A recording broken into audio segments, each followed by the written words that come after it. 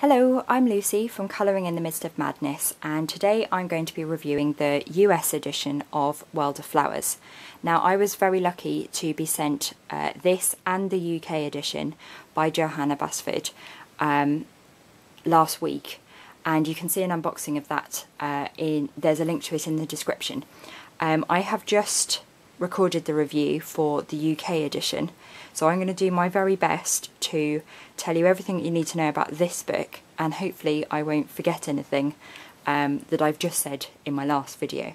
But the link to that again can be found in the description. There's also a written version of this review which can also be found there, and that's on my blog. Now, there are some differences between this and the UK edition, and those have all been kind of summarised and talked about in detail on a video and a written post with loads of photos. Again, links are in the description. It's absolutely crammed full with information there. So, the book itself is 25.5 centimetres square, which is the same size as all of the other US editions of Johanna's books. This is the 7th book by her, and it's absolutely gorgeous. I'm hoping that you can see this beautiful foil. So it's this lovely rose gold colour, and it's absolutely lovely. This is probably my favourite book that Johanna has done. So let's have a look inside. There's also a flip through if you're wanting to go through quicker, because this is going to be a more kind of chatty, slower video. So again, that's in the description box. So the UK edition has a dust jacket that's removable. This doesn't. This has the card covers with French flaps that open out. And this is fully colourable. You can use whatever you like to colour this because it's matte card. So you literally can colour these books from cover to cover. You can colour the front cover, the back cover, inside, and every page. So you're absolutely getting your money's worth out of this.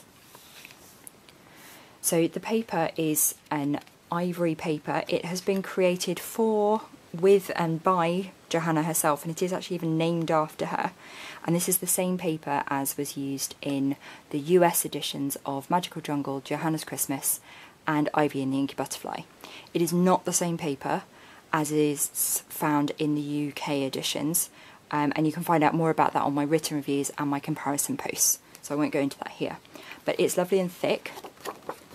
It has a really good tooth. It's absolutely beautiful with pencils. I haven't managed to colour a page from this book yet. I've done one in the UK edition, but I haven't done one in this yet. But having used the paper in previous editions, it's beautiful to colour on. It's really nice with water-based pens. It's great with pencils. The only thing to avoid is alcohol markers, unless you don't mind the reverse image being completely wrecked, because it will bleed through and you will need to put protective paper behind. So the book contains 80 pages, and as you can see, it's absolutely crammed full with flowers. But it isn't boring. Like, I think some people were a little bit disappointed about the theme, because Johanna is so well known for doing flowers, and every book apart from Lost Ocean was really kind of crammed full with flowers and leaves. And this one is even more so. But I personally don't find that it gets at all boring. I think every page kind of deserves to be there in its own right. It's just beautiful. So, as many of you will know, I suffer from severe mental health problems. I have very severe anxiety and agoraphobia. And so I always review from a mental health perspective. And pages like this are absolutely fabulous for bad days, because you can colour just the one flower and feel like you've achieved something. So a lot of the time I find colouring can be quite daunting, because you kind of look at this whole double page spread and kind of freak out because you don't know where to start, you don't know what to do, you don't know what colours to use. And when your mind is racing, it's really difficult to focus on anything. Like, even picking a book or a page is really difficult. And so pages like this are fantastic, because you can just pick one flower that sort of interests you and do that. And it might take you just 10 minutes, and that might be all you manage, but at least you've kind of achieved something and you've got that sense of accomplishment. and it might even spur you on to carry on, or that might be it, but at least you've sort of done something that you can tangibly see. It's gone from a black and white page to something that you have at least partially coloured. I think a lot of us like to finish things, and so in books like this you don't have to sort of finish the whole page. You can do a little section and it still be finished. So like you could colour just this butterfly and it still sort of feels finished even though you haven't done the whole page. So there is a real variety of images in this book. Now this is a beautiful, really crammed full double page spread, and there are so many details in here. So again, you could just do one little section. So you could just colour the little snail or the radio, or you could colour, like this is actually boxed off, so you could do like one box, whatever it is that you can manage, or you could do sort of half a spread or the whole thing. But that might take you a few days. But this is a really good book for whatever level your condition is at, and especially those of us with fluctuating conditions. Like this page has really kind of been inspiring me, and I'm hoping to colour this soon. I really want to do a season theme, so I was going to do it spring, summer, autumn and winter. And again, I don't have to do all of that on one day. I can just do just the autumn one, and feel like I've achieved something, have actually got something done, and then go back to it when I'm ready. So there is absolutely loads of content in this book. There aren't really any kind of filler images or anything like that. Like each page really does deserve to be here. So we've got some sort of paired images, there are ribbons, there are banners, there are double page spreads, there are single spreads like this one, there are centralised images, wreaths. There's just so much. And I mean these will take absolutely ages to colour. But what I do say is I know a lot of people are kind of quite daunted by intricate images, and obviously these are very intricate and detailed. But like on this beetle, you don't have to colour within every tiny section. And certainly if it were me, I would be quite tempted to colour over this whole bit, and probably make it super shiny. Because I've been trying to work on like gems and shiny stones and things like that, so I'd probably turn it into like a gem beetle, like a lot of people have been colouring recently, and make it quite iridescent. And that way it takes much less time to colour, because you colour over the whole thing rather than within each tiny petal and the circles and the leaves. So you probably do need pretty good vision and fine motor control for this book, but don't be too put off. If you love the artwork but your vision isn't so good, then give it a go, because like especially with these bits, just colour over them, and it will still look lovely. I do it quite often because I'm not a very patient person, and I just don't have the capacity to be colouring within each tiny section. So like this page is one of the most simple pages in the book, and this would be a great page to add your own drawings or content or backgrounds. So like some of the other pages are much more full and you'll struggle to kind of add your own content to it. But yeah, pages like this you could add all sorts, and I can't wait for everyone to get their books and see what they are all going to do. I'm sure it will blow my mind, because I'm not very good at, well, I can't draw at all, and I'm not very good at kind of adding things, and I haven't been very brave with backgrounds yet. But I'm sure I will be inspired by other people's work in these books. And even if you can't do any of that, you can still make these pages look absolutely gorgeous, because they're drawn so beautifully that it really doesn't kind of matter what you do, they will look lovely. Even if you just block colour it in fine liners, it will still look beautiful. So these are not books to kind of just leave to the expert colourists. Anybody can use these and do wonderful things. And it kind of reminds me of Secret Garden, this book, but it doesn't actually feel samey. So I was a little bit worried when Johanna mentioned what the title was going to be, because I kind of thought, well, she's sort of done that, but actually I had a look through Secret Garden again yesterday, and this is actually really, really different from it. It doesn't feel the same at all. So all I would say is, if you don't like flowers and leaves, for goodness sake, don't buy this book, because it's not for you. This is very much for the people like me who their favourite thing to colour is flowers. This is my absolute favourite spread. I love things that are miniature, and so this is just absolutely perfect for me. And there's just so much stuff to look at. There are so many sort of hidden details on all of these little bottles and tiny flowers and little potions, and there's just so much stuff to look at. I absolutely adore this page. I have spent way too many times over the last week pausing on this page and just staring at it. I think I'm starting to memorise these books, actually, because I've spent so much time looking through them. So this is the signature heart that Johanna puts in every book. There's always one of those and a skull as well, and the skull's near the end. And I don't know about the rest of you, but as I said, I have severe anxiety, and so sometimes it's so bad that I can't kind of pick a page to colour or anything like that.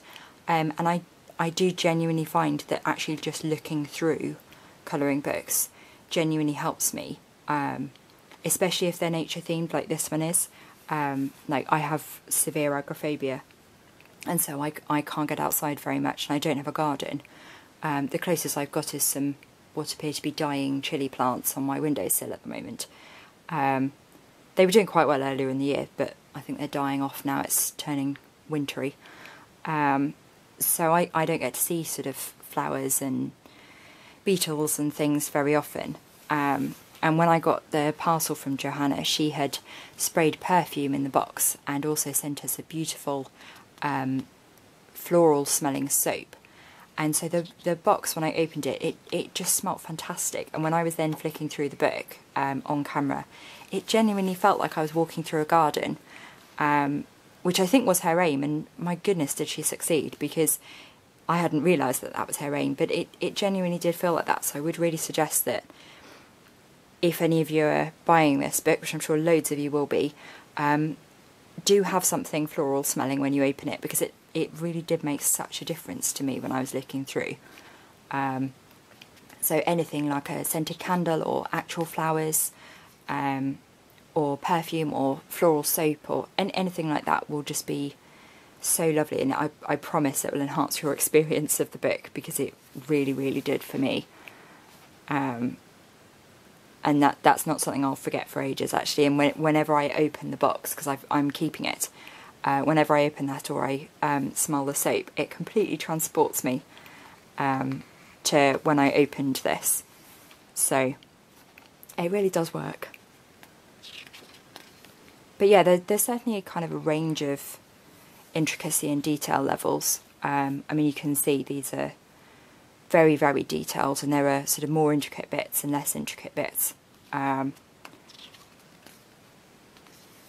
yeah, there really is stuff for kind of whatever level your symptoms are at, and however much you can kind of concentrate. There are much simpler images and much more complicated images. And this will be a really, really good book for using kind of all of your colours, because obviously flowers can be literally any colour, so I think that's probably why I like them quite so much, because I can use really lovely, vibrant and bright colours. And Johanna has said that she doesn't always draw real flowers, she sometimes draws them from her imagination, and so you really can kind of colour them however you like, which is really nice.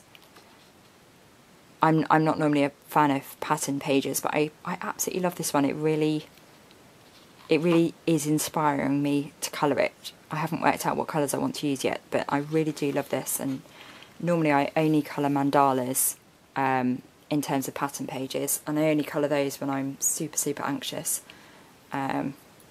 because I can't focus on anything else. And I love these beetles. Again, you could colour over the bits or within it. Like this one, I can't remember what it's called, but in Johanna's flick through she was saying that it's the absolutely gigantic flower that smells like rotting flesh. And so this one I would definitely colour over the detail rather than within it to make it look a bit more realistic. But I do quite like that one, even though it does sound absolutely vile. But I'm quite glad she included it. I think that's really cool to kind of include lots of different things, sort of the really pretty ones as well as the not so pretty ones. And I absolutely love this little house. I want to live there. My little mushrooms. I've got a bit of a thing about mushrooms. Mushrooms and snails. In drawings, not in real life. Like, I absolutely hate mushrooms to eat. And I'm certainly not ever going to try eating snails. But yeah, there's just so much content. I absolutely love this book. I've seen a few comments online of people being disappointed or finding it a bit samey, but I honestly don't. Like, to be honest, I don't think Johanna could produce something that I wouldn't like, because I absolutely love how she draws and what she draws. But I don't find that this is samey at all. I think she has done so well at creating so much variety on what is clearly the narrowest topic that she has chosen to do a book around, especially when it's something that she has drawn in previous books. But yeah, I think she's done really well with incorporating just so much difference. I mean, as she's always done, she's got a skull here, and this sugar skull with the flowers and everything. I just think she's fabulous. I'm a huge fan. So I was quite surprised when I saw some kind of negative comments, because I really wasn't expecting that. And as I say, I think this is probably my favourite book of hers. So we've got to the end. Sorry for all of my waffling. So there's the colour palette test page, which is really, really useful, and I very strongly advise testing any mediums that you're remotely worried about. As you can see, it doesn't shadow kind of through, but you can see the water-based pens. That is a particularly dark one, and it did seem to saturate the page a bit. But it is usually fine with water-based pens, but as I say, do check them. Because we do all colour differently. And then at the very end we have got this beautiful double page poster spread. So there's this gorgeous garden scene, and then on the other side is another beautiful scene, and this is perforated so you can remove it and you can frame it. It also makes it easier for colouring if you can take it out, so that's really useful. So that's the whole book.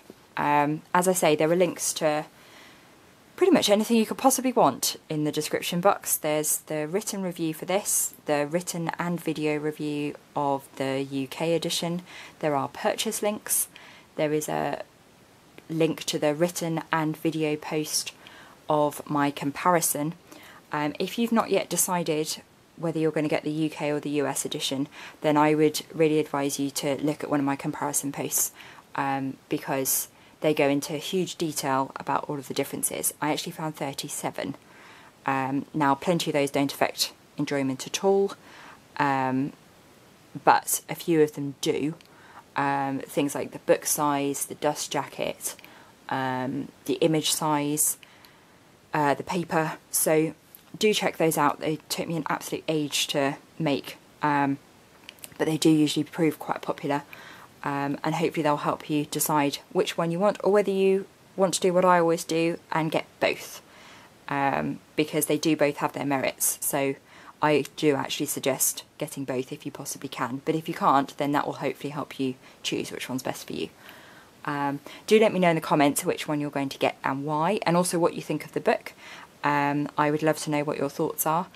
Do please give me a thumbs up and subscribe to my channel, because I will hopefully be doing some tutorials soon. Let me know in the comments what tutorials you want, because I would love to know what content I can create for you guys, because that's what I'm here for. I think that's everything. So yeah, thank you so much for watching. Do subscribe to the channel so that you know when I'm next posting videos, and I'll see you again soon. Thanks so much.